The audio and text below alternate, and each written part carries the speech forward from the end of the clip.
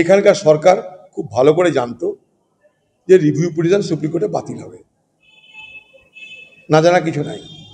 অথচ সরকারি টাকা খরচ করে রিভিউ পিটিশন করার মানে কি? সরকার বলবে যে দেখো ভাই, আমি তো চেষ্টা করলাম, কি করব, সুপ্রিম কোর্ট দিল না। এখন যত ঘোষ নন্দ ঘোষ সুপ্রিম কোর্টের উপরে চাপানোর চেষ্টা করবে এই সরকার, বলবে আমরা তো চেষ্টা করলাম, সুপ্রিম কোর্ট দিল না। সুপ্রিম কোর্টে যারা বিচার চাইতে গেল তাদের জন্য চাকরি চলে গেল। অথচ এই সরকার, তার মুখ্যমন্ত্রী নেতাজি ইন্ডোর স্টেডিয়ামে সকলের সম্মুখে আশ্বস্ত করেছিল, প্রতিশ্রুতি দিয়েছিল। মনে করে দেখুন, plan A ready, plan B ready, plan C ready, plan D ready, plan E ready. লাস্টে গিয়ে দেখলাম প্ল্যান ও শুদ্ধ রেডি, অর্থাৎ কিছু হবে না সেটাও রেডি, প্ল্যান ও। তাই মিস্টার জায়গায় মিস্ট্রেস, মিস্ট্রেস বলল মিসেস, তাও যাবে না, miss Mamata Banerjee, miss plan master Mamata Banerjee বাংলার শিক্ষিত যুবক যুবতীদের উপরে মরা গায়ে নুনের ছিটা দিচ্ছেন। আপনি এইভাবে আপনি এদের চাকরি খেয়েছেন। সেদিন যদি যোগ্য অযোগ্যের তালিকাটা ফেলে দিতেন, কারোই চাকরি যেত না। আপনি করেননি। আপনার দলের চোরদেরকে বাঁচানোর জন্য আপনি করতে পারেননি, কারণ অযোগ্য যারা পয়সা দিয়ে তারা যোগ্য হয়েছিল। আপনার দলের লোকরা ফাঁসতো, বাড়ি বাড়ি হামলা হতো, তারপরে তাদেরকে, চোরদেরকে বাঁচানোর জন্য হাইকোর্ট সুপ্রিম কোর্ট করে আপনি চেষ্টা করেছেন। আর এদিকে স্তোক বাক্য দিয়েছেন প্ল্যান ই পর্যন্ত। আপনি টিচারদের সঙ্গে, বাংলার টিচারদের সঙ্গে গাদ্দারি করে নিজেকে চিটার প্রমাণ করলেন। প্রধানমন্ত্রী আসছেন, দমদমে একাধিক প্রকল্পের তিনি সূচনা করবেন। ভোটের প্রকল্প হবে, ভোটের আগে ঢোল বাজবে। এখন প্রকল্প আসছে, পরে এনআরসি আসবে। দিদি তার জন্য রেডি হয়েই আছেন। ওদিকে মুখ্যমন্ত্রীর প্রকল্প, ওদিকে প্রধানমন্ত্রীর প্রকল্প, এদিকে মুখ্যমন্ত্রীর প্রকল্প। এই লড়াই দেখবো আমরা যখন সারা বাংলায় রাস্তাঘাট পথঘাট সব উড়ে গেছে, জলমগ্ন, বন্যা প্লাবিত, ভাঙনে দুর্গত মানুষ, তাদের পাশে দাঁড়ানো কারোর দরকার নেই, না প্রধানমন্ত্রী না মুখ্যমন্ত্রী। চলো, রাজনীতির ঢোল বেজে গেছে আর কি, এবার রাজনীতির ঢোলক বাজবে।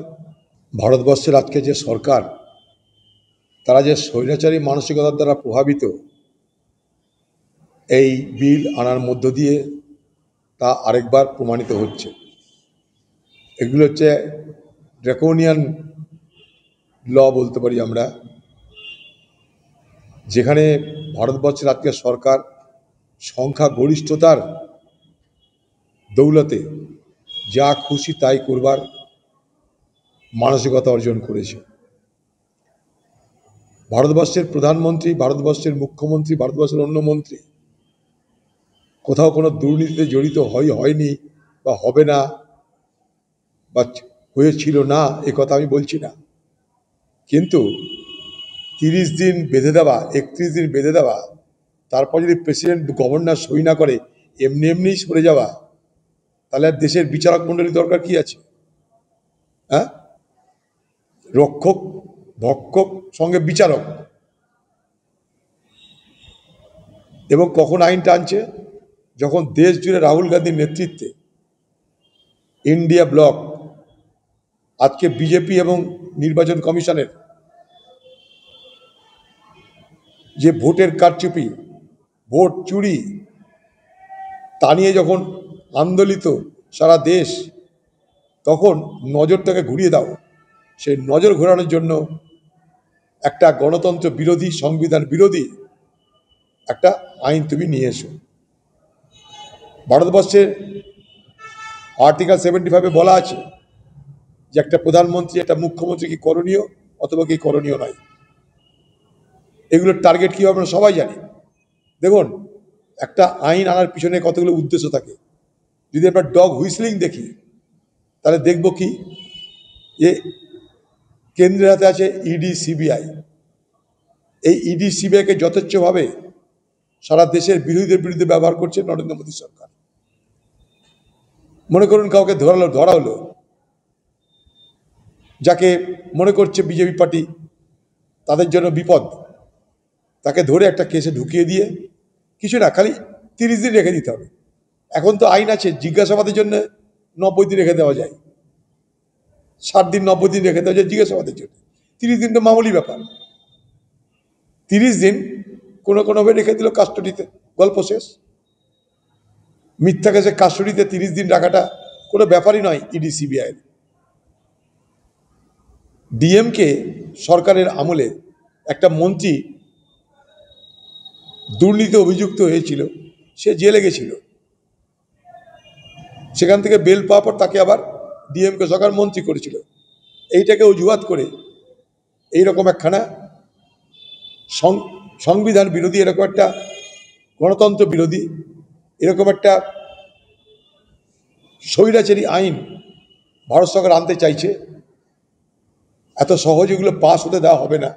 লক্ষ্য করে দেখবেন চালাকিগুলো। কোনো নতুন সংশোধনী আনতে গেলে পার্লামেন্টের নিয়ম কি জানেন? তার যে বিল ড্রাফট, সেটা আগে থেকে মেম্বারদের দেওয়া হয়।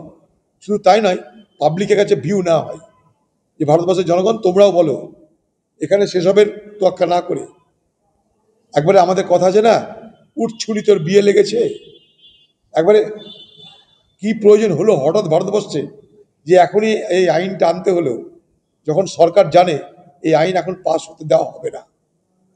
অত সহজ নয়। ভারতবর্ষে এখনো সংবিধান আছে, পার্লামেন্ট আছে, বিচার ব্যবস্থা আছে, কিন্তু হাওয়া ঘোরানোর জন্য এসআইআর নিয়ে সরকার ফেঁসেছে, সেখান থেকে বার হতে চাইছে। নতুন কিছু যুক্তির অবতারণা করো, আলোচনাটাকে ঘুরিয়ে দাও। তাই এই ঢপের কীর্তন, উঠ ছুরি তোর বিয়ে লেগেছে। 21 তারিখ পার্লামেন্ট শেষ হবে, আজকে তাকে আইন আনতে হচ্ছে, এত জরুরি, অথচ এর কোনো প্রয়োজন নেই। এখন এটা কেন, কোনোদিনই এটার প্রয়োজন নেই। এখানকার সরকার খুব ভালো করে জানতো যে রিভিউ পিটিশন সুপ্রিম কোর্টে বাতিল হবে, না জানা কিছু নাই।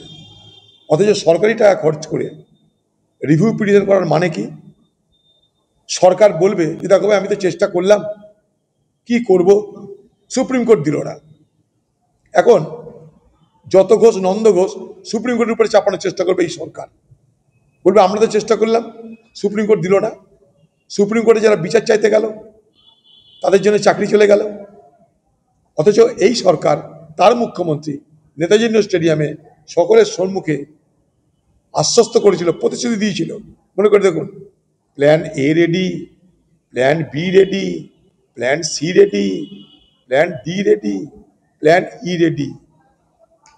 লাস্টে গিয়ে দেখলাম প্ল্যান ও শুদ্ধ রেডি, অর্থাৎ কিছু হবে না সেটাও রেডি, প্ল্যান ও। তাই মিস্টার জায়গায় মিস্ট্রেস, মিস্ট্রেস বলল না, মিসেস, তাও যাবে না, miss Mamata Banerjee, miss plan master Mamata Banerjee